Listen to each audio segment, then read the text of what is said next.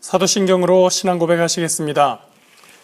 전능하사 천지를 만드신 하나님 아버지를 내가 믿사오며 그 외아들 우리 주 예수 그리스도를 믿사오니 이는 성령으로 잉태하사 동정녀 마리아에게 나시고 본디오 빌라도에게 고난을 받으사 십자가에 못 박혀 죽으시고 장사한 지 사흘 만에 죽은 자 가운데서 다시 살아나시며 하늘에 오르사 전능하신 하나님 우편에 앉아 계시다가 저리로서 산자와 죽은 자를 심판하러 오시리라. 성령을 믿사오며 거룩한 공회와 성도가 서로 교통하는 것과 죄를 사하여 주시는 것과 몸이 다시 사는 것과 영원히 사는 것을 믿사옵나이다. 아멘. 함께 보실 말씀은 신명기 24장 19절부터 22절까지 말씀입니다. 구약성경 300페이지에 있습니다. 구약성경 300페이지 신명기 24장 19절부터 22절 말씀입니다. 내가 밭에서 곡식을 벨 때에 그 한 뭇을 밭에 잊어버렸거든 다시 가서 가져오지 말고 나그네와 고아와 과부를 위하여 남겨두라. 그리하면 내 하나님 야훼께서 내 손으로 하는 모든 일에 복을 내리시리라. 네가 내 감람나무를 떤 후에 그 가지를 다시 살피지 말고 그 남은 것은 객과 고아와 과부를 위하여 남겨두며 내가 내 포도원의 포도를 딴 후에 그 남은 것을 다시 따지 말고 객과 고아와 과부를 위하여 남겨두라. 너는 애굽 땅에서 종되었던 것을 기억하라. 이러므로 내가 네게 이 일을 행하라 명령하노라. 아멘. 오늘 본문은 농작물 추수에 관한 추수 때에 관련된 내용이기는 합니다만 그렇다고 농법, 그러니까 농사법, 농사하는 방법에 대해서 알려주는 규정은 아닙니다. 오히려 당시 사회 안에서 약자의 대표라고 할 수 있는 나그네, 고아, 과부에 관련된 말씀이죠. 나그네, 과부 이런 사람들이 사회적 약자였던 시기는 이 성경시대인 고대에 이어서 중세, 근세까지도 이어진다고 볼 수 있습니다. 그러나 현대의 사회적 약자와는 차이가 커졌기 때문에 오늘날 이 말씀을 적용할 때는 당대의 사회적 약자는 누구인가를 잘 분별하는 것, 고려하는 것이 선결 조건입니다. 어쨌건 간에 시대적인 상황 안에서 사회적 약자를 배려하고 보호하고 도우라라고 하는 규정은 신명기 본문 전체를 통해서 나아가 오경 전체를 통해서 계속해서 반복해서 제시되는 내용입니다. 어떻게 생각해 보면 아니 율법은 많고 많은 그 사회적인 문제 중에 왜 그렇게도 그 약자들에 대한 내용을 자꾸 반복하나, 여러 번 반복해서 강조하나, 그것 말고도 인간 사회에서 또는 인간 관계에서 발생하는 문제들이 얼마나 많은데 라는 생각을 할 수도 있습니다. 특히나 현대사회는 스트레스가 많은 사회라고 하죠. 우리가 회사 생활을 하면서 가정에서 또는 부모 형제와 관련한 여러 가지 상황들을 통해서 교우관계나 심지어 교회에서 우리가 생활을 하면서도 우리가 마주치며 부대끼는 많은 문제들이 있습니다. 이렇게 우리가 날마다 씨름하고 갈등하고 고민하고 걱정하는 중에 우리는 그 많은 스트레스를 경험하고 있는 것입니다. 그 많은 문제와 고민들에 집중하다 보면 우리에게는 나그네와 고아와 과부의 문제, 즉 사회적인 약자들에 관한 문제에 대해서 관심을 가질 여유가 없게 됩니다. 바로 그러한 우리 입장 때문에 사회적 약자에게 관심을 가지라고 율법이 이렇게 강조하고 하나님이 계속해서 말씀해주고 계신 것입니다. 그렇지 않으면 우리는 굳이 내일도 바쁜데 또 그들을 돕는다는 것 자체로 나한테 좋을 것도 없고 오히려 손해만 되는데 거기에 신경 쓸 이유가 없게 되기 때문입니다. 오늘 본문만 봐도 그 일을 하는 것은 오로지 손해보는 일뿐입니다. 19절입니다. 내가 밭에서 곡식을 벨 때에 그 한 뭇을 밭에 잊어버렸거든 다시 가져오지 말고 나그네와 고아와 과부를 위해 남겨두라. 이 뭇이라는 단어를 사전에서 보니까요, 볕단을 세는 단위라고 해요. 또는 장작이나 채소를 적당한 규모로 묶어두는 것을 뭇이라고 한다고 합니다. 뭐 시금치 한 단, 두 단 이런 것은 이제 다시 뭇이라고도 할 수 있는 것이겠죠. 이스라엘은 밀농사를 지었으니까 밀의 추수하고 난 그 단, 밀의 단, 그것을 이제 한 뭇이라고 얘기를 한 것일 텐데, 모든 사업이 매출과 매입을 결산하듯이 추수하는 사람들도 그날 그 해의 수확에 대해서 결산을 할 것입니다. 밭에서 사람들은 추수를 하고 그것을 다 세어봅니다. 한 단, 두 단 해서 이제 100단, 오늘은 100단치만큼 수확을 했구나. 그리고 이것을 이제 추수하는 곳에, 저장하는 곳에 창고에 가서 넣어놔야 될 텐데, 수레에 실어서 가지고 가서 하역을 하면서 다시 한번 셀 겁니다. 한 단, 두 단 내려놓는데, 아니 100단이 수입이었었는데 100단의 추수단이 있어야 되는데 99개의 단밖에 없는 거예요. 그렇다면 어떻게 하라는 겁니까? 우리 같으면 무조건 돌아가서 다시 한번 그것을 찾아서 가지고 와야 할 텐데, 아니면 가는 거리에 떨어뜨렸는지 우리가 찾아와야 할 텐데, 율법은 그거 그냥 놓아두라고 이야기를 합니다. 밭주인 같으면 이 율법에 대해서 뭐라고 할까요? 싫다고 하지 않겠습니까? 아니 왜요? 이거 내 건데요. 그거 놔두면 누가 가져가 버릴 텐데요. 성경은 누가 가져가라고 놔두라고 하는 겁니다. 나그네와 고아와 과부가 가져갈 수 있도록 놔두라라고 하는 것이 율법인 것이죠. 율법은 그렇게 함으로써 하나님께서 네가 네 손으로 하는 모든 일에 복을 주신다라고 말씀하고 있습니다. 자기가 나그네와 고아와 과부가 아닌데 남의 밭에 가서 그 남은 뭇이나 또는 이삭을 주워온다면 그것은 도둑질입니다. 하나님은 그것을 허용하는 것이 아니라 어려운 사람을 위해서 남겨두라라고 하신 것이기 때문입니다. 요즘 당근 많이 하시죠? 예, 당근을 먹어야지 뭘 당근을 어떻게 합니까? 라고 하시는 분들이 있을까봐 제가 말씀드리면, 당근 마켓이라고 해서 중고 물품을 판매하고 또 물물 교환을 하고 혹은 무료로 나눔을 하는 그런 서비스입니다. 제가 아는 분이 이사를 가려고 집 정리를 하면서 당근에다가 무료 나눔을 여러 개 올렸답니다. 오늘 몇 개 올리고 그 다음날 또 몇 개 올리고 그 다음날 또 몇 개 올리고 이런 식으로 이제 여러 번 물건들을 올렸는데요. 처음에 올리니까 한 20-30분 만에 어떤 사람이 연락이 오면서 가져가겠다고 하는 겁니다. 그래서 한 서너 개를 한꺼번에 가지고 갔대요. 그 다음날에도 또 올렸는데 또 그 사람이 연락이 와서 자기 달라고 또 가져가겠다고 한다는 거예요. 그래서 또 뭐 기분은 그렇지만 또 줬어요. 그 다음에 또 무료 나눔으로 올렸더니 또 그 사람이 와서 가져가겠다고 한다는 거예요. 그래서 이번에는 좀 그만 하셨으면 좋겠다. 다른 사람한테 좀 줬으면 좋겠다. 많이 가져가지 않으셨느냐 했더니 그 사람이 막 욕을 하더라는 겁니다. 가만 보니까 그 사람이 무료 나눔을 받아다가 다시 재판매를 하는 것 같더라는 거죠.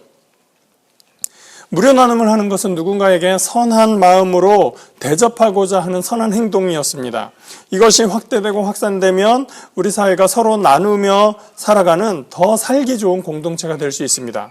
그런 선한 마음을 이용해 먹는 사람들이 많으면 그 사회는 결코 아름다운 사회가 될 수 없는 것이죠. 20절, 21절도 비슷한 내용입니다. 20절입니다. 네가 네 감람나무를 떤 후에 그 가지를 다시 살피지 말고 그 남은 것은 객과 고아와 과부를 위하여 남겨두며. 감람나무는 올리브 나무인 것 아시죠? 지중해 지역에서는 올리브를 활용해서 만드는 음식들이 많습니다. 그래서 음식에서 굉장히 중요한 식재료입니다. 올리브 수확하는 장면을 봤었는데 나무 줄기나 가지를 막 흔들면 아래로 과실이 떨어집니다. 대추나무도 이제 흔들어서 대추를 떨구죠. 그래서 수확을 하는데 올리브 나무는 대추나무만큼 이렇게 키가 크지는 않고 작은 것부터 조금 더 큰 뭐 이런 여러 키의 종류들이 있습니다. 그러나 전체적으로는 이제 크기가 그렇게 크지는 않은데요, 키가. 그래서 어쨌든 이렇게 그 올리브 나무가지를 떨구면 흔들어서 열매들을 떨구고 나면 밑에 우산 같은 것 아니면 뭐 그냥 천막 같은 것을 받쳐서 모아서 그것을 수확을 하게 됩니다. 현대에서는 뭐 그것도 큰 농장 같은 데서는 기계화가 되어서 기계가 그냥 쭉 가면 다 떨고 모으고 뭐 이런 것까지 다 되는 그런 상황이기는 하지만 옛날 성경 시대에는 그 나무를 손으로 흔들어서 떨거나 아니면 다른 기구들을 이용을 했었을 겁니다. 그런데 그것을 떨구는 그 수확 작업을 했을 때 하나도 남김없이 떨궈내려고 너무 많이 하지 말라고 하는 것이죠. 열매가 여러 개 이렇게 열려 있다 보면 잘 숙성된 것, 이제 떨어질 만한 것들은 떨어지고 아직 덜 익은 것들은 아직 안 떨어질 겁니다. 근데 하나라도 더 수확하기 위해서 더 많이 세게 흔들다 보면 조금 덜 익은 것도 떨어지고 하면서 내가 가지고 가는 것이 더 많겠죠. 그렇게 하지 말라는 겁니다. 적당히 떨어서 좀 남아있는 것들이 있게 하라. 왜냐하면 어려운 사람들이 그것을 먹을 수 있게 하기 위해서입니다. 그래서 자기의 경제적인 능력으로는 그것을 사 먹을 수 없는 사람들도 맛을 볼 수 있게 그것을 가져다가 요리에 사용할 수 있게 해 주라고 하는 것이죠. 21절 포도원에서도 동일한 규정을 제시합니다. 모든 것을 다 따지 말고 조금 포도송이를 남겨둬라 라고 이야기하고 있죠. 가끔 노숙자나 뭐 이런 국어를 해야 되는 사람들을 봤을 때 참 안 됐다 하는 생각을 하게 됩니다. 어떤 사람들은 저 사람들이 노력하지 않고 국어를 하고 있는 것에 대해서 비판하는 사람도 있습니다. 또 그러지 말라고 저분들이라고 저러고 싶어서 그러겠냐고 옹호하는 분들도 있죠. 며칠 전에 노숙자를 인터뷰하는 영상을 하나 봤었는데요. 그분이 누구냐라고 원래 뭘 하던 분이냐라고 물어보니까 이분이 자기 직업은 원래 1년에 몇백억씩 매출을 거두는 건축회사 사장님이었다고 하는 거예요. 그런데 부동산 경기가 좋지 않을 때 분양이 잘 안 돼서 재산 다 날리고 가족들과 떨어져서 이제 길 밖으로 혼자 나앉게 되었다는 겁니다. 그걸 보면서 노숙자라고 해서 다 게으르고 사회 부적응자라서 저렇게 되는 게 아니라 정말 원치 않는 상황에서 정말 피치 못한 사유 때문에 그런 많은 사정으로 저렇게 저 자리에 있는 분들도 있겠구나라는 생각을 다시 한번 하게 됐었습니다. 오래전에 제가 노숙자에 대해서 생각을 하다가 내가 그렇게까지 형편이 되지 않은 것, 저렇게 나빠지지 않은 것은 참 다행이다. 나는 하나님의 은혜 덕분에 그렇게 되었구나, 감사하다라고 겸손한 생각을 하고 있었다가 갑자기 이것은 겸손한 게 아니라 하나님께 심하게 혼나야 될 사안이다, 생각이다 라는 것을 깨달았습니다. 하나님의 은혜는 가난한 사람에게는 주어지지 않았고 그렇게 안 된 나에게 주어진 것이냐? 그렇지 않다라는 것이죠. 여유롭고 생활이 편안한 좋은 사람에게 주어진 것이 하나님의 은혜이고 가난한 사람에게는 하나님의 은혜가 없는 것이냐? 아닙니다. 가난해도 부유해도 사회적 지위가 높아도 낮아도 배움이 적고 많아도 그것과 상관없이 하나님의 은혜는 잘 되고 잘 나간다는 사람들에게만 주어지는 것이 아니라 모두에게 주어지는 것이기 때문입니다. 누구는 성공했으니 하나님의 은혜를 받은 사람이고 누구는 그렇게 어려운 상황에 처했으니 하나님의 은혜를 못 받은 사람이다 라고 하는 것은 잘못된 것입니다. 오히려 하나님의 은혜는 그렇게 어렵고 힘든 사람에게 계속해서 주어지고 있습니다. 왜냐하면 하나님이 그들에게 끊임없이 관심을 가지고 계시고 그들이 부당한 대우를 받지 않기를 원하시며 그들이 계속해서 배려받기를 원하시기 때문입니다. 하나님은 광야에서도 약속의 땅에서도 가난한 자, 병든 자, 고아와 과부를 챙기시고 지키시고 돌보고 계십니다. 하나님이 관심 가지시고 하나님이 돌보시고 하나님이 그들에 대해서 자꾸 말씀하시는데 그들이 하나님의 은혜를 받지 못하고 있다고 말할 수 있겠습니까? 하나님의 은혜는 나그네에게, 고아에게, 과부에게 혹은 3D 업종을 가지고 있는 노동자들에게 힘들고 어렵게 생활하는 사람들을 모든 분들에게도 여전히 주어지고 있는 것입니다. 누구는 그런 처지가 아니라서 하나님의 은혜를 입었고 누구는 힘들고 어려운 생활을 하니까 하나님의 은혜를 못 입었다라고 하는 것은 성경을 오해하고 있는 것입니다.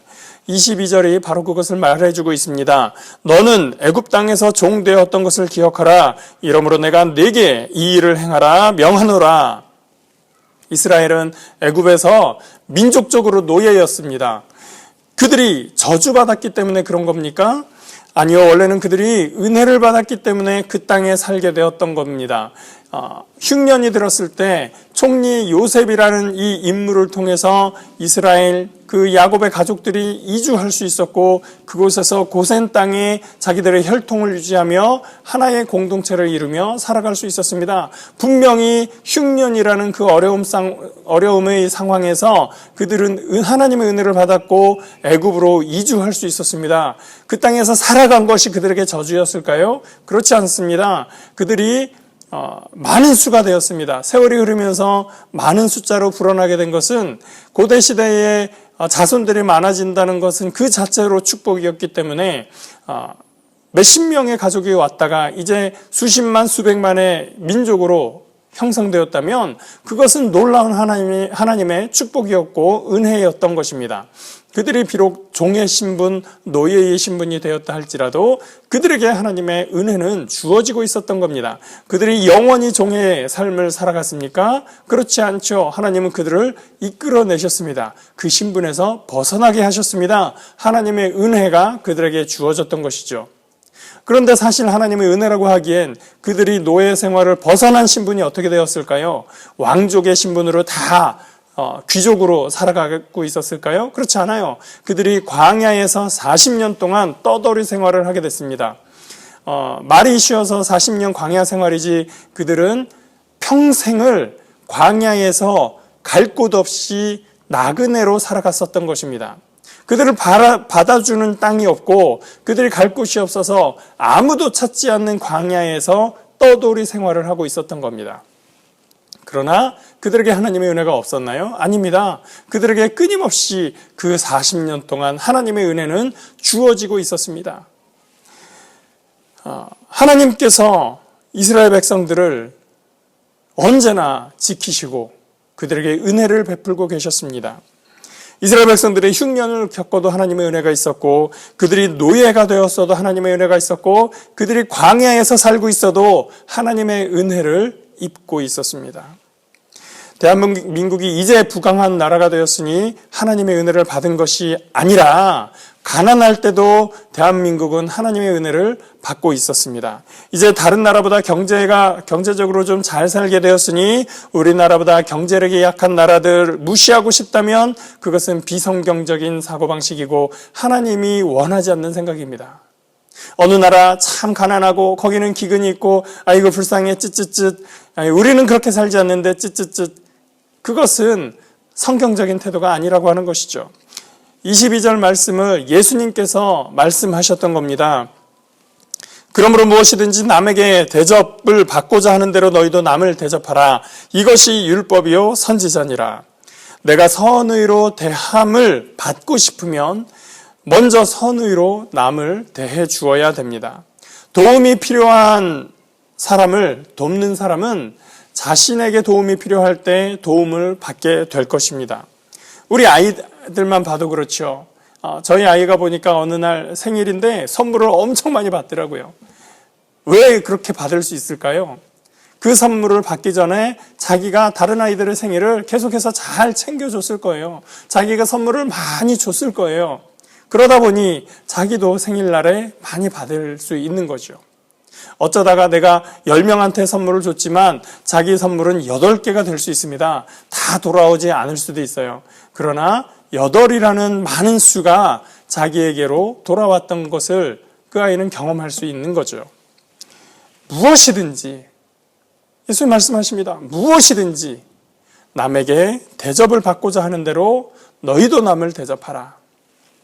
이것이 율법이 가르치는 바이며 이것이 선지자들의 메시지의 핵심이었다. 그 말씀, 그 율법 구절이 오늘 22절 말씀인 것입니다.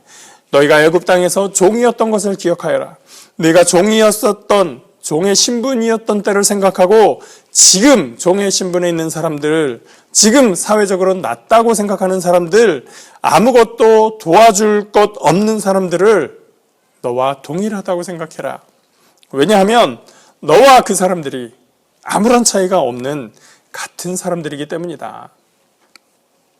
나그네 고아 과부가 특별히 하나님의 저주를 받은 사람들이 아니라 이스라엘이 종되었었던 것처럼 그들도 그저 그런 상황에 처했을 뿐입니다. 그들도 하나님의 귀한 백성이기 때문입니다. 너희가 종되었을 때 대접받고 싶던 그대로 너희가 지금 그러한 신분에 있는 사람들을 대접해야 한다는 것이 율법의 가르침입니다. 나그네 고아 과부를 미천하고 불쌍하다는 시각을 가지고 도와주려고 생각하는 것이 아니라 누구든 그 상황에 처할 수 있고 누구나 동일한 하나님의 형상으로 지음받았고 누구나 하나님의 은혜를 받을 만한 존재이기 때문에 모두가 함께 행복하기 위해서 배려하는 것이 율법입니다. 사회적 참사가 있을 때 희생자 가족들의 애타는 인터뷰가 기억이 납니다. 이전에 다른 사회적 참사들의 문제가 있었을 때 별로 관심이 없었고 심지어 이제는 좀 그만 좀 했으면 좋겠다. 얼마나 더 보상받으려고 저러나 라고 생각을 했었는데 정작 자기가 그 입장이 되니 한 사람이라도 나의 목소리를 들어주는 것이 너무나 절실하고 제발 우리 이야기를 좀 들어봐 주기라도 하면 좋겠다라는 얘기를 합니다. 우리가 모든 개개인의 문제들을 다 개입할 수는 없습니다. 그러나 다른 사람의 눈물과 아픔에 대해서 우리가 관심 갖지 않는다면 내가 아프고 눈물 흘릴 때에 관심 가질 사람이 없게 됩니다. 그렇다고 내가 도움받기 위해서 그 목적을 이루기 위해서 남을 돕자라고 하는 것, 그것이 율법이 아닙니다. 그저 말 그대로 내가 대접받고자 하는 대로 남에게 대접하는 것, 그것이 하나님의 백성의 삶의 원리인 것입니다. 성경은 사회적인 약자들에게 의무를 상기시켜주기보다는 먼저 배려해 주도록 요구하고 있습니다. 예수님도 과부와 재판관의 이야기를 통해서 법대로 하지, 과부라도 법대로 해야지 라고 얘기하지 않고 힘없고 지위가 낮은 이들이 부당한 대우를 받지 않도록 그들이 보호받을 수 있도록 해야 한다고 말씀하고 있었습니다. 우리 사회는 약자를 보호하며 배려하고 있는지 살펴보기 바랍니다. 그리고 제도가 그것을 제대로 보장하고 있는지 살펴봐야 됩니다. 우리가 하나님의 법을 제대로 이해한다면 세상이 무엇을 요구해야 되는지 또 우리가 무엇을 이루어 가야 할지 방향을 잡을 수 있습니다. 무엇이든지 남에게 대접받고 싶은 대로 너희도 남을 대접하라. 이것이 율법이요 선지자니라 하신 그 예수님의 말씀이 오늘 우리 삶에 큰 울림으로 다가가는 귀한 아침 시간이 되기를 예수님의 이름으로 축복합니다. 기도하겠습니다. 좋으신 하나님, 하나님께서 이스라엘에게 종되었던 시절을 기억하게 하시고 그리고 그대로 다른 사람들, 다른 어렵고 약하고 도움이 필요한 자들을 돌보게 끊임없이 요구하셨던 그 율법의 말씀들을 다시 한번 보게 됩니다.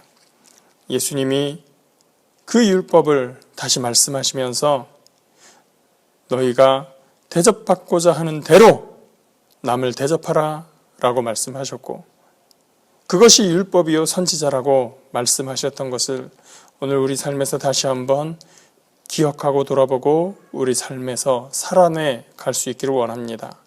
우리의 삶이 냉혹하고 냉정하고 법적으로 따져서 법적인 권한과 의무를 따지는 것이 아니라 누구에게 도움이 더 필요한지, 누가 억울함을 당하고 있는지, 누가 부당하게 대우를 받고 있는지를 살펴보며 그들에게 그들이 흘리는 눈물을 닦아줄 수 있는 사회가 될 수 있기를 원합니다. 하나님, 우리가 그것을 관심 가지고 이 사회가 정말 하나님의 뜻대로 살아갈 수 있는 귀한 사회가 될 수 있도록 우리 가운데 함께하여 주옵소서. 말씀을 가진 그리스도인들이, 믿음을 가진 그리스도인들이, 하나님의 약속을 받은 그리스도인들이 그 말씀, 그 율법의 삶의 원칙을 우리 사회에서 이루어 나갈 수 있기를 원합니다. 하나님, 우리 중심에 함께 하시고 지혜를 더하여 주시고 그래서 이 땅에서 참으로 하나님의 뜻이 이루어지는, 그래서 먼저 그 나라와 그의 의를 구하는 주의 백성들을 다 될 수 있도록 인도하여 주시옵소서. 감사드리며 예수의 이름으로 기도합니다. 아멘. 하늘에 계신 우리 아버지여, 이름이 거룩히 여김을 받으시오며 나라가 임하시오며 뜻이 하늘에서 이루어진 것 같이 땅에서도 이루어지이다. 오늘 우리에게 일용할 양식을 주시옵고 우리가 우리에게 죄 지은 자를 사하여 준 것 같이 우리 죄를 사하여 주시옵고 우리를 시험에 들게 하지 마시옵고 다만 악에서 구하시옵소서. 나라와 권세와 영광이 아버지께 영원히 있사옵나이다. 아멘.